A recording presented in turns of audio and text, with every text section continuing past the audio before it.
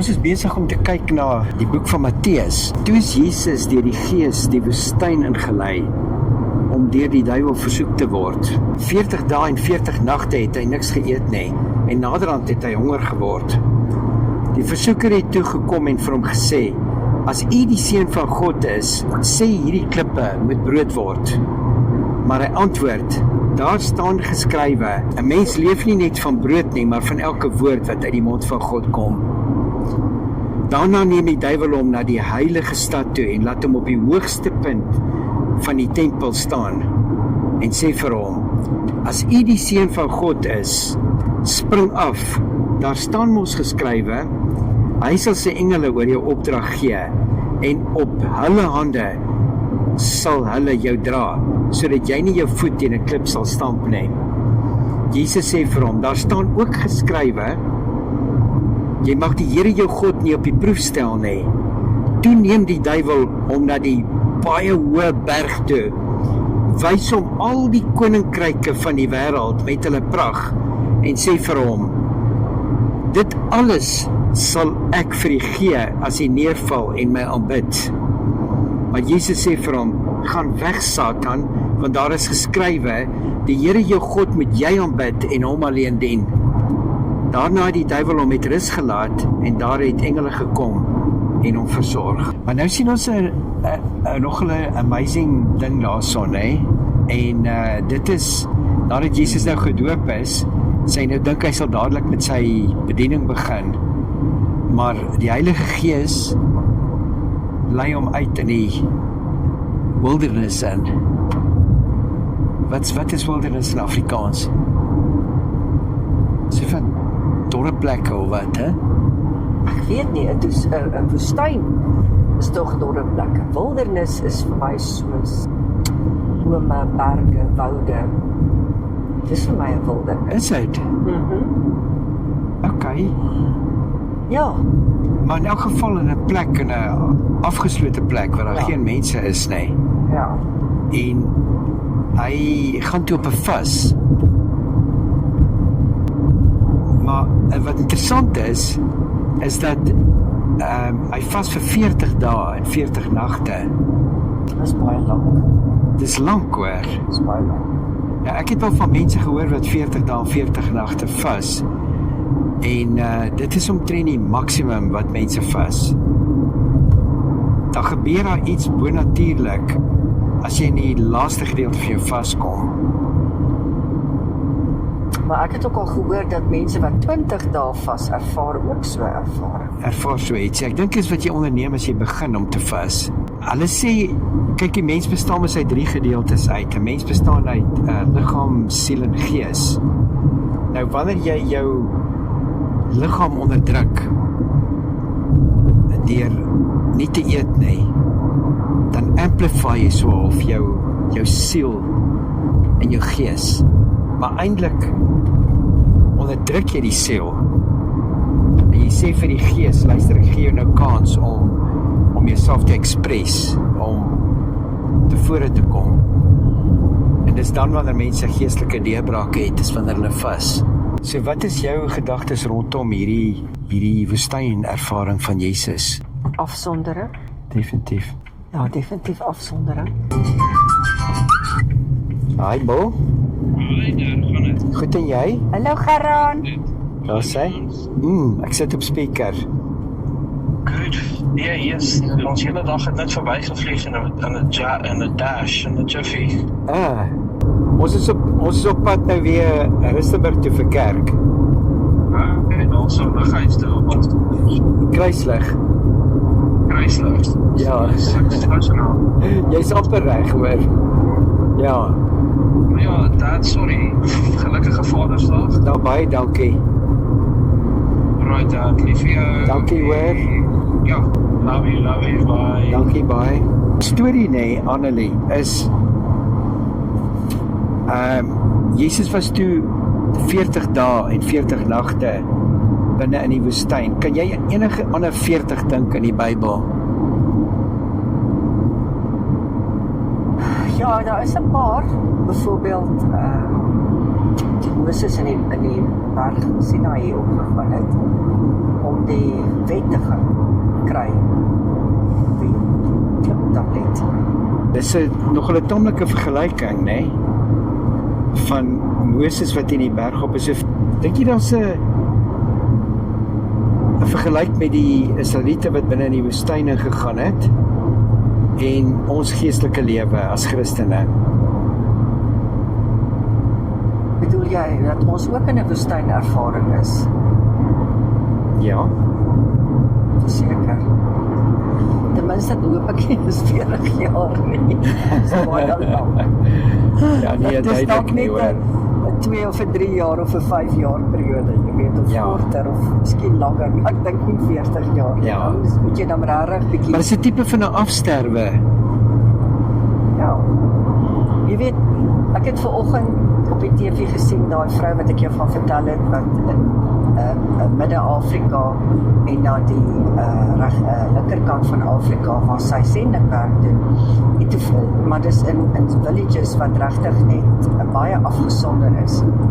En toe vra nou die persoon wat die onderhoud voer, nou word jy nie baie met 'n bode aangeval en sulke goed in hierdie vreeslike afvallige plekke nie.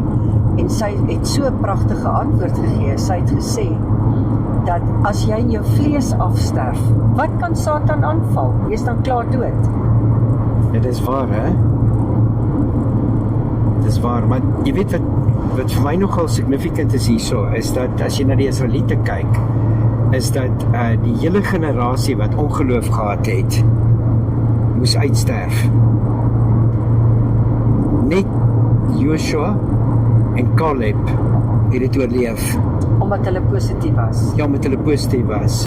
Maar wat vir my baie treffend is met die versoeking waar Satan Jesus versoek. Elke keer as Jesus met Satan gepraat het hy skrif gebruik. Ja, hy het gesê dit is geskrewe. Hy het nie met 'n argument aangekoop of so iets nie. Hy het skrif Of net stil gebly, nee. Hy het hom teruggekap met 'n skrif. Hy het skrif gebruik. So, wat is jou swaard? Dis die skrif. Dis die skrif. Maar weet jy, Satan het ook skrif gebruik. Ja, want hy sê mos daar staan tog geskryf. Hy sê daar staan tog geskrywe dat jy se jou voet nie teen iets stamp nie. So hy ken ook die skrif. Hy ken ook die skrif. So jy moet baie mooi onderskei tref. Wanneer gee Satan vir jou skrif en wanneer is dit Jesus wat vir jou skrif gee? Kom ons praat net so 'n bietjie oor die 3 versoekinge wat hier opgeskrywe is. Wat was die eerste een gewees? Die eerste een is waar hy gesê het van die klippe, laat dit brood word. Ja. Eet dit. Ja, want Jesus het honger geword. Ja, hy het honger geword. Nou aan die einde van 'n lang vas, dan kan 'n mens honger word want jou reserves in jou liggaam is weg. Ja. En die vas begin nou, jy begin nou basies uitteer. Ja. Jy weet, en dan wanneer jy in daai uitteringsproses is, dan word jy honger. Ja. So dit was die einde van die vas gewees. Toe sê hy sê vir hom, maak hierdie klippe in brode en eet dit. Nou enige dieetkundige sal vir jou sê, as jy 40 dae in 'n vas was en jy gaan 'n stuk suurdeeg brood eet, is dit nie goed vir jou nie. Nee, natuurlik. Dit kan jou Doodmaak. dit kan jou doodmaak. Ja, yes. So wat wou Satan doen? Hy wou Jesus vernietig. Ja. Van die begin af wou hy al Jesus vernietig. Ja, heel van die begin af, toe hy 'n klein babietjie was, het hy al die babietjies laat doodmaak. Ja. En dan die tweede een is waar hy vat na die hoogste top van die tempel toe. Ja. En vir hom sê al hierdie rykdomme. Nee, daar sê hy vir hom, Wat hy daar gesê. daar sê hy vir hom, spring hier vanaf af. O ja. Hy sê, want daar's mos aangaande geskrywe dat die engele sal jou beskerm. Ja. So dan wil weer doodmaak. Weer doodmaak. Dan weer doodmaak. Hy sê, luister, spring hier vanaf af en val jouself te pletter. Ja. En die derde ene, toe vat hy hom nou Na 'n hoog, berg vat hy hom na 'n berg toe. Ja. Dis waar hy gesê het al die koninkryke. Nou wat dink jy is die koninkryke? Absoluut alles. Ja, maar koninkryk is tog 'n heerskappy. En weet Ja, jy, maar ek hier's dink nou hierdie weer ding is 'n meer in die koninkryk. lig gewees, Annelie. Hy praat van principalities and powers. Okay. Efesiërs 6 van magte en owerhede. So Satan het klaar sy magte en owerhede, soos in oor elke land, jy weet, is daar 'n koninkryk van hom. O, okay, ek verstaan. Want- So want jy by dink Daniël- dit is 'n fisiese een van Nee. aardse besittings. Nee. En Daniël praat hy van die prins van Persië, toe Gabriel, of is dit Michael, vir Daniël 'n boodskap moes bring. Dan ons hier onder in die comments, sê vir ons hier onder in die kommentaar, of vir die een of die ander was. Onthou, hierdie is net 'n oop gesprek tussen ek en Annelie. Ons is nie teoloë nie, ons interpreteer die skrif soos wat die Heilige Gees dit vir ons gee. Nou, wanneer het Satan die magte en owerhede van die wêreld gekry, want hy word genoem die prins van hierdie aarde? Ja, ek dink dit is toe Adam dit vir Satan gegee het. In die tuin van Eden. Ja. Want onthou, Adam is aangestel as die heerser op hierdie aarde. Die Here het vir hom gesê, heers oor alles. Ja.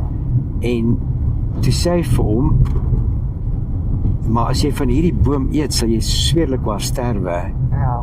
Toe het hy geestelik gesterwe, Ja. en hy het basies die heerskappy toe oorgegee aan die duiwelse koninkryk. So met ander woorde, Satan wou gehad het Jesus moes soos Adam wees. Ja, Ook die koninkryk oorgee. ja. Dan sien ons, hierdie is 'n tipe van die Christense lewe. Jy word vervul met die Heilige Gees, en dan word jy uitgelei in die woestyn in, woestynervaring. En binne die woestyn met jou ou mens afsterwe, sodat jy die nuwe mens kan opneem, sodat jy diensbaar kan word vir God.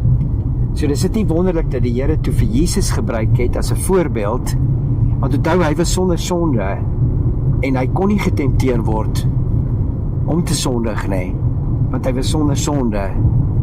Miskien word hy getoets, maar hy het nooit gesondig nie, want in Hebreërs staan, he was tempted in every way like we, but without sin. Skryf asseblief in, teken aan by hierdie YouTube kanaal van ons, en dan sien ons julle in die volgende ene. Ja, dankie dat julle gekyk het en ons praat weer môre of so, dan gaan ons aan.